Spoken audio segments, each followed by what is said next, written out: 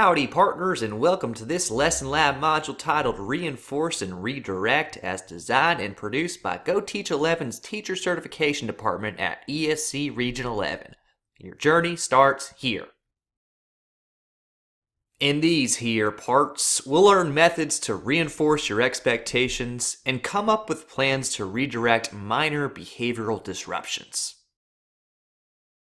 Lasso yourself a copy of Teach Like a Champion 2.0, as we'll be reading from Chapter 11, High Behavioral Expectations. You'll demonstrate your learning in a 10-minute mini lesson. To earn credit for this module, you'll need to reinforce your expectations and redirect misbehaviors using at least 2 of the least invasive intervention techniques. Now that we know what we'll need to giddy up, saddle up, partner, and get ready to ride. Hey friend, let me tell you a story. High expectations, they ain't a tall tale. In order to reach higher plateaus with your students, you're going to need to lead them there. They're going to be looking at you to be the sheriff in town. This means your expectations are the law of the land, and you have to uphold what you want, or else things are bound to turn lawless and disorderly. There's one acceptable percentage of students following your lead. 100%. Less, and your authority is subject to interpretation. 100% of the students, 100% of the time, 100% of the way.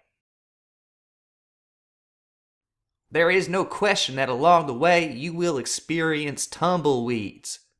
Tumbleweeds are the low-level behavioral issues that arise frequently, and we could define them as students not following directions or even facing the wrong way, having their heads down or being plumb disengaged.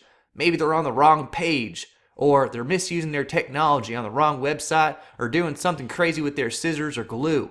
Crumpling paper, throwing it at each other, having unrelated chatter has nothing to do with what you're teaching, inappropriate touching or hitting, name-calling, language, being out of seat, not having supplies. The good news is, with the right sort of plan and practice, you'll be able to handle these with a little effort. But if you let them pile up unattended, those little doggies will undeniably slow you down. Alright, so you're the new sheriff in town, and you want to make sure your citizens are law-abiding. This means you need to be constantly vigilant and on the lookout to nip things in the bud before they become a Texas-sized twister. We've already learned about Cain and Laird's power zone, and our cowhand Doug Lamov reiterates placing yourself in strategic locations of the room so you can respond quickly. Having teacher radar means placing yourself in a location where you could see everybody in your field of vision. Be seen looking means squaring up, standing still, and making it known that you're physically looking for compliance. If we don't look, or we don't follow through after giving a direction, that suggests we don't care.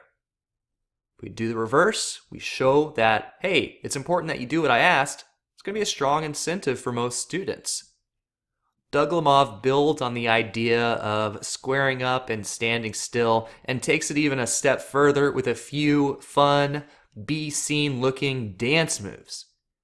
Scan these pages and check them out on pages 391 to 392 of Teach Like a Champion 2.0.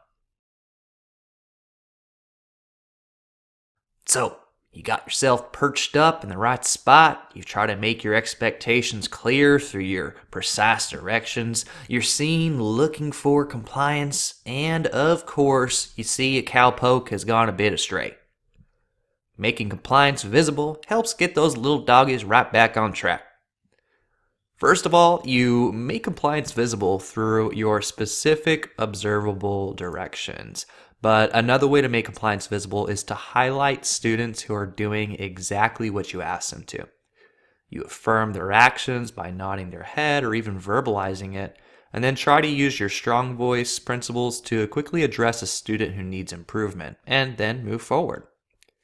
There are a lot of great clips in this chapter, and I encourage you to fill in any gaps to supplement your learning with them.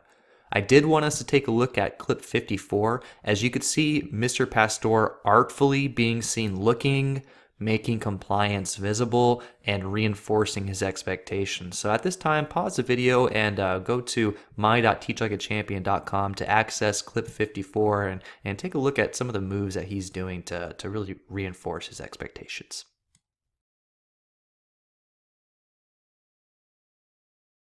Now, when you experience minor infractions, it's best to use the least invasive intervention, just like Mr. Pastor did in that video clip.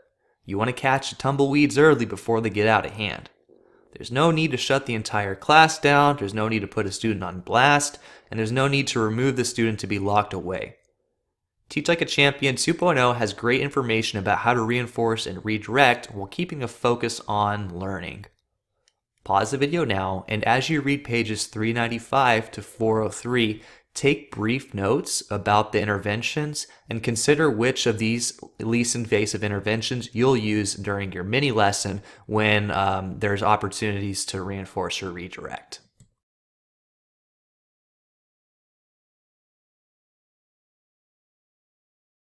Now that you have a better understanding of different ways to reinforce and redirect, let's take some time and put the learning into context. Think about your mini lesson and how you're going to give a whole class teach for a few minutes, and then of course you'll transition to the student talk in a small group. Think about what potential, quote, tumbleweeds could possibly happen. So predict what could happen, and then identify which least invasive interventions would best address these minor issues when they arise. So take some time now and try to forecast and predict what could happen and how you'll address that.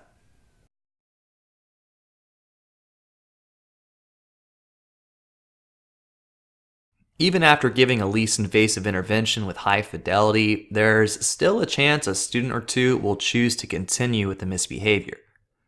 When you've made it clear what's expected, and especially if you've already given an individual correction to a student and they're still persisting, then that means you need to step it up with the redirection and give a consequence. Just remember though that the smaller the infraction, the smaller the consequence should be. Doug Lemov writes that consequences should be quick, incremental, consistent, and depersonalized.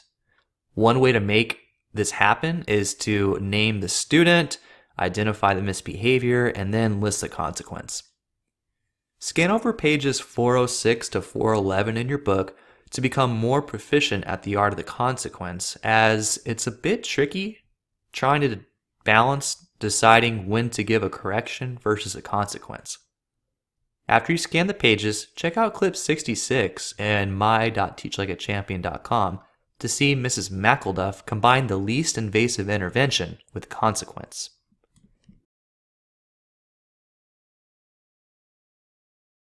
Yee-haw! You've done it! You completed your learning for the module. The next few slides will help prepare you for success in your 10-minute showdown at sunset. To earn credit for this module, you'll reinforce your expectations for 100% of your students by using the least invasive intervention techniques.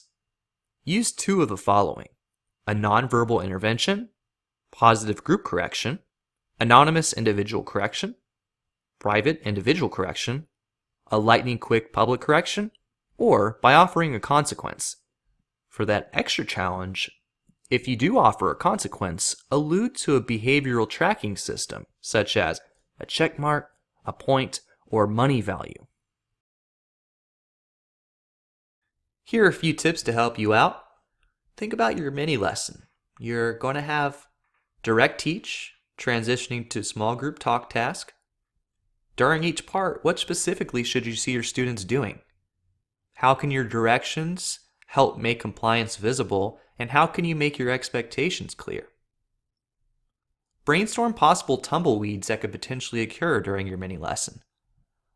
Before the mini lesson starts, your instructional coach will ask you to share your predictions that might happen in order to guide your mock student audience. When you've identified what could occur, create a plan for how you'll address these minor setbacks using the least invasive interactions. Think about what point you'll provide a consequence rather than a correction. I hope you enjoyed watching this module titled Reinforce and Redirect. The ideas we discussed today will come into action every single day that you teach.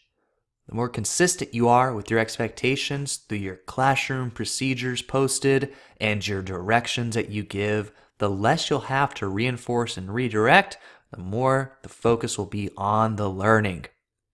Have a consequence plan ready before your school year starts and review it with your students so no one feels like there's a snake in their boot. This video was brought to you by Go Teach 11. We referenced material from Teach Like a Champion 2.0 and used images from 123RF and Pixabay.